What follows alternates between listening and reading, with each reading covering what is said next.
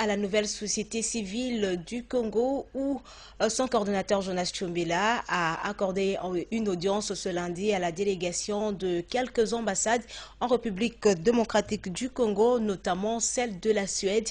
Objectif, évaluer le partenariat entre les deux parties dans la démarche de la lutte contre la pauvreté en République démocratique du Congo. Regardez. Le ciel est bleu entre la nouvelle société civile du Congo et ses partenaires, notamment l'ambassade de la Suède, à l'issue d'un tête-à-tête qui a tourné en une évaluation la démarche menée pour lutter contre la pauvreté au sein des communautés des personnes vulnérables en République démocratique du Congo. Le bilan de la NSCC reste positif sur toute la ligne, rassure Jean Bonheur Nkogolo. Nous sommes toujours épatés par le dévouement des structures des droits congolais par rapport au répondre aux besoins liés à la gouvernance, à l'autonomisation de la femme et au respect des droits de la femme congolaise.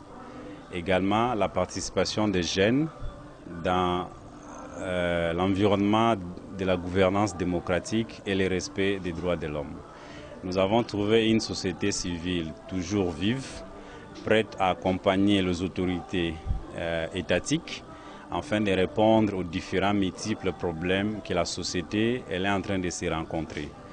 C'est basé par rapport à ça. Nous sommes venus pour évaluer ces organisations, mais nous sommes venus pour dialoguer et partager les expériences et les leçons apprises. Par conséquent, le dialogue devra se poursuivre entre les deux parties en vue d'élaboration et suivi des projets d'intérêt communautaire, précise Jonas Tchombela. Le dialogue qui est ouvert, qui a été ouvert, qui va se poursuivre pour voir le rapport du travail qui est fait avec les bailleurs, et le travail des organisations locales, le travail des organisations internationales. Ce que je peux vous dire à ce stade, il y a des responsabilités partagées qui se complètent, qui ne se contredisent pas, qui se complètent pour accompagner la communauté locale dans ses multiples plaidoyers. À noter, plusieurs projets d'intérêt communautaire ont été réalisés à Kinshasa et dans les Bandundu par la nouvelle société civile du Congo